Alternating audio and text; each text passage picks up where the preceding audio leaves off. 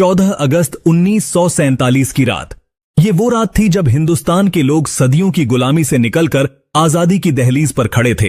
करोड़ों भारतीय इस लम्हे का बेसब्री से इंतजार कर रहे थे, लेकिन सुबह होने से पहले वो जश्न की रात एक ऐसा जख्म दे गई जो आज तक नहीं भरा। हमारे देश को अंग्रेजों की गुलामी से आजादी तो मिल गई थी, लेकिन जाते जाते अंग्रेज अखंड भारत में ऐसी ज्वाला भड़का गए जिसे 15 लाख मासूम लोगों के खून से बुझाया गया। अंग्रेजों ने अखंड भारत को दो टुकड़ों में बांट दिया, भारत और पाकिस्तान। जहां एक तरफ भारत में आजादी का जश्न मनाया जा रहा था, वहीं दूसरी तरफ खून की नदियां बह रही थी। लाखों लोग अपने घर, अपनी जमीन और अपनों को छोड़कर भाग रहे थे। दोस्तों, आज के इस वीडियो में हम आपको भारत के इतिहास में 77 साल पीछे ले जाएंगे और आजाद भारत की कुछ ऐसी तस्वीरें दिखाएंगे जिन्हें देख आपके रोंगटे खड़े हो जाएंगे और आपकी आंखों में आंसू आ जाएंगे। लेकिन आगे बढ़ने से पहले हमारी एक छोटी सी रिक्वेस्ट है कि हर भारतीय और पाकिस्तानी इस वीडियो को पूरा जरूर देखे। अखंड भारत, जहां हर धर्म के लोग एक साथ मिलकर खुशी से रहा करते थे, जहां सन 1857 में आजादी की लड़ाई हिंदू और मुस्लिम दोनों धर्म के क्रांतिकारी लोग एक साथ मिलकर लड़ रहे थे। लेकिन अंग्रेजों की नीति थी डिवाइड एंड रूल, यानी फूट डालो और राज करो। हिंदू और मुस्लिम जो सदियों से साथ रहते थे, अंग्रेजों ने उनके बीच फूट डालने की कोशिश शुरू कर दी। जैसे हिंदुओं और मुस्लिमों को अलग अलग नौकरियां दी, उनके लिए अलग अलग स्कूल बनाए और धार्मिक मुद्दों को हवा दी। अंग्रेजों ने छोटी छोटी बातों को बढ़ा चढ़ाकर दोनों समुदायों में नफरत का बीज बो दिया था। वो हिंदुओं और मुस्लिमों को एक दूसरे के खिलाफ भड़काते रहे। धीरे धीरे ये नफरत इतनी गहरी हो गई कि बात बंटवारे तक पहुंच गई। लेकिन हैरानी की बात यह थी कि हिंदुस्तान के दो टुकड़े करने की जिम्मेदारी सिरिल रैडक्लिफ नाम के जिस ब्रिटिश जज को दी गई थी, भारत में रहना तो दूर, उसने कभी भारत का दौरा तक नहीं किया था। उन्हें सिर्फ 6 हफ्तों में यह तय करना था कि कौन सी जमीन भारत की होगी और कौन सी पाकिस्तान की। रैडक्लिफ ने नक्शे पर ऐसी लकीरें खींची थीं जिसने पंजाब और बंगाल को 2 हिस्सों में बांट दिया। ये लकीरें इतनी जल्दबाजी में खींची गई कि कई गांव, कस्बे और परिवार रातों रात बट गए। लोग सुबह उठे तो पता चला कि उनका घर भारत में है, लेकिन खेत पाकिस्तान में। जिन जगहों पर लोग पीढ़ियों से साथ रह रहे थे, एक ही दिन में वो हिंदुस्तानी से पाकिस्तानी बना दिए गए। ये फैसले ना जमीन को समझकर किए गए, ना लोगों से पूछकर। बस एक अंग्रेज की कलम चली और इतिहास हमेशा के लिए बदल गया। दोस्तों, आजादी के वक्त जब बंटवारा हुआ तो हिंदुस्तान में बारिश का मौसम था। नदियां उफान पर थीं। बाढ़ की वजह से किसानों की फसलें बर्बाद हो चुकी थीं। करीब 2 करोड़ लोग अपने घर छोड़कर इधर से उधर भाग रहे थे। जहां एक तरफ लाखों हिंदू पाकिस्तान से भारत की ओर पलायन कर रहे थे, वहीं दूसरी तरफ लाखों मुस्लिम भारत से पाकिस्तान की तरफ भाग रहे थे। इस वक्त अपनी स्क्रीन पर आप दिल्ली से लाहौर जाने वाली ट्रेन की वीडियो फुटेज देख रहे हैं। लोग ट्रेनों की छतों पर बैठकर सफर करने पर मजबूर थे और जिन्हें ट्रेन नहीं मिल रही थी, वो लोग ट्रकों में बैठकर पलायन कर रहे थे। कुछ लोग बैलगाड़ियों का सहारा ले रहे थे तो कुछ परिवार साइकिल पर ही अपना जरूरत का सामान लादकर एक देश से दूसरे देश की तरफ दौड़े चले जा रहे थे। जहां एक तरफ करोड़ों लोगों के लिए आजादी किसी वरदान से कम नहीं थी, वहीं लाखों लोगों के लिए ये एक अभिशाप बन चुका था, क्योंकि अपना सब कुछ छोड़कर जान बचाते हुए दूसरे देश में भागना किसी भयानक सपने से कम नहीं था। हालांकि बंटवारे की ये दास्तान तो आजादी से कई साल पहले ही लिखी जा चुकी थी, क्योंकि अंग्रेजों ने देशवासियों में धर्म को लेकर ऐसा जहर भर दिया था जिससे कई पॉलिटिकल लीडर्स ने तो धर्म के नाम पर ही अपनी पार्टीज बना ली थी।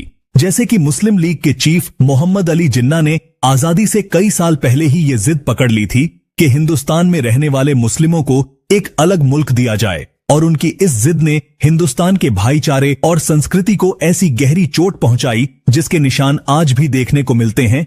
इस वक्त आप स्क्रीन पर जिन तस्वीरों को देख रहे हैं, ये उस वक्त की तस्वीरें हैं जब मोहम्मद अली जिन्ना ने पाकिस्तान का गवर्नर जनरल बनने की शपथ लेकर अपनी जिद पूरी की थी और वे अपनी पसंदीदा कुर्सी पर विराजमान हो गए थे। 1947 में लॉर्ड लुईस माउंटबेटन भारत के आखिरी वायसराय बने।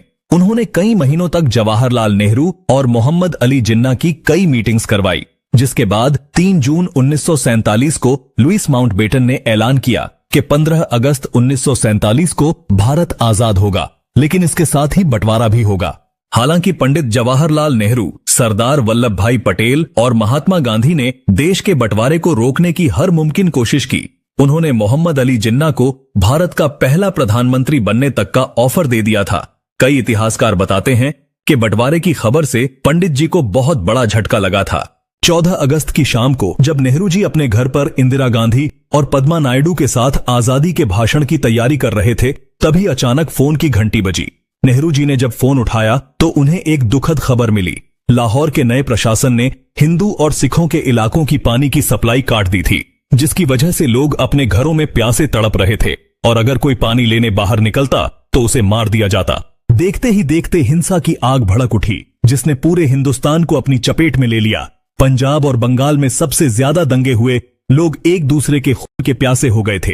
ये खबर सुनकर नेहरू का चेहरा लाल हो गया, उनकी आंखों में आंसू थे, लेकिन फिर उन्होंने हिम्मत जुटाई और अपने आप को संभालते हुए 14 अगस्त की रात 11:55 पर नेहरू जी संसद के सेंट्रल हॉल में भाषण देना शुरू करते हैं। पंडित जी का यह भाषण सुनने के बाद महात्मा गांधी के नाम का नारा लगाते हुए देशवासियों ने आजादी का शंखनाद बजाया था।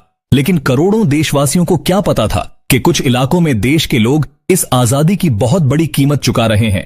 इस वक्त आप अपनी स्क्रीन पर जो वीडियो फुटेज देख रहे हैं, ये भारत और पाकिस्तान के रिफ्यूजी कैंप्स की कुछ दुर्लभ वीडियोज हैं। कैसे छोटे छोटे बच्चे नल के आगे एक बाल्टी पानी भरने के लिए लाइन में लगे हुए हैं, जिन्हें उठाकर काफी देर तक चलने के बाद ये उन रिफ्यूजी कैंप्स में पहुंचते हैं जहां इनके रहने के लिए छत तक नहीं है, बस छांव के लिए कुछ फटे हुए टेंट और पेड़ हैं, जहां बैठने की जगह इतनी कम है कि लोग कड़कती धूप में तपती हुई जमीन पर बैठकर अपनी हड्डियों को जला रहे हैं। कुछ बच्चों के पास तो पहनने के लिए कपड़े तक नहीं है। 2 दिन पहले सुख शांति से जीवन व्यतीत करने वाले लोग आज शरणार्थी बन चुके हैं। महिलाएं हाथ जोड़कर अपने परिवार के लिए खाना और रहने की मांग कर रही हैं। भूख की वजह से तड़पते हुए बच्चों का शरीर कुपोषित हो चुका है, लेकिन फिर भी लाखों लोग अपना घर छोड़कर बिना किसी मंजिल के आगे बढ़ते जा रहे हैं। इस ट्रेन के हालात देखिए, जिसमें लोग खिड़की पर लटक कर अपनी जान को जोखिम में डालने से भी पीछे नहीं हट रहे हैं, क्योंकि इन्हें किसी भी तरह पाकिस्तान से भारत पहुंचना है। ये तस्वीरें लाहौर की हैं, जहां लोग ट्रेन की पटरियों के पास बैठकर ही खाना पका रहे हैं, ताकि जब ट्रेन आए तो ये लोग जल्दी से ट्रेन में सवार हो सकें। यहां खड़ी इस ट्रेन के न सिर्फ ऊपर बल्कि 2 डिब्बों के बीच खाली जगह पर भी लोग खचाखच भरे हुए हैं, जिनके हाथों में अपना कुछ टूटा फूटा सामान और दिल में जिंदा रहने की उम्मीद है। असल में उस वक्त जो कुछ भी हुआ था उसके बारे में सोचकर ही रूह कांप जाती है। दोस्तों, इस फुटेज को देखकर आपकी आंखों में भी आंसू आ जाएंगे। दरअसल ये बेचारे वो लोग हैं जो उस वक्त भूख के कारण तड़प तड़प कर मर गए थे। हाथ में थाली लिए रिफ्यूजी कैंप में हमारे देशवासी पेट भर खाने के लिए लंबी लाइनों में लगे हुए थे, और जब उन्हें खाना मिल रहा था तो उनके चेहरों पर ऐसी मुस्कुराहट दिख रही थी जैसे उन्हें जिंदगी मिल गई हो।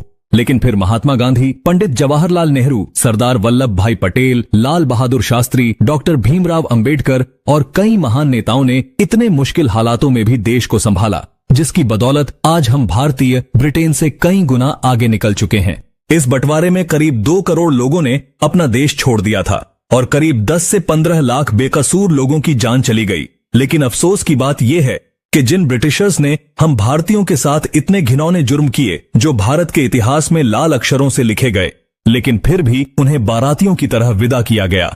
28 फरवरी 1948 के दिन जब अंग्रेजों की आखिरी टुकड़ी हमारा देश छोड़कर जा रही थी, तो उन्हें बैंड बाजे के साथ विदा किया गया था, जिसके बाद अंग्रेज मुंबई से अपनी बोट में सवार होकर बड़ी शान से ब्रिटेन का झंडा लहराते हुए हमेशा के लिए वापस लौट गए।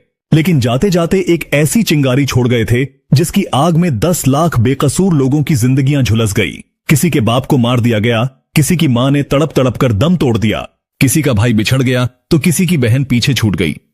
दोस्तों, अगर आप ये वीडियो अभी तक देख रहे हैं और अगर आप भी उन लाखों लोगों के दर्द को दिल से महसूस करते हैं, तो कमेंट बॉक्स में उन्हें श्रद्धांजलि जरूर दें और इस वीडियो को ज्यादा से ज्यादा शेयर कीजिए।